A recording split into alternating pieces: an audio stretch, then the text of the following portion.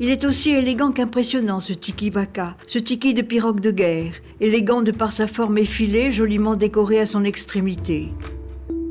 Visiblement taillée à coups de gouge métallique dans ce bois aux teintes chaudes, cette sculpture présente un personnage assis, les jambes légèrement pliées et tendues vers l'avant, le buste incliné vers l'arrière, une position qui n'est pas sans rappeler celle du barreur de pirogue.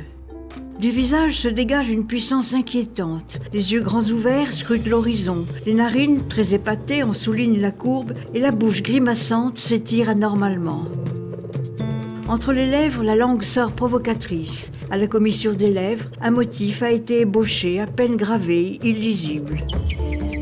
Le corps taillé en force avec ses lignes brisées à angle droit témoigne d'une énergie concentrée. Il n'est couvert d'aucune cannelure décorative symbolisant le tatouage. Deux montants relient les épaules et les fesses, largement décollés du dos, de ce dos qui est cambré et évidé sévèrement.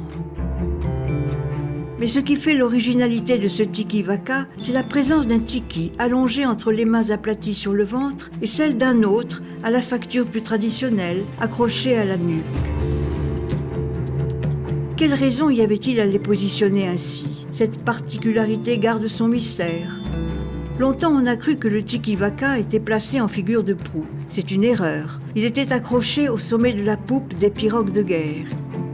La partie longue et droite servait de point d'attache. Des cordelettes, enserrant des cheveux d'ennemis tués, étaient tendues entre la plateforme du barreur et le tiki qui reposait sur deux planchettes attachées de part et d'autre.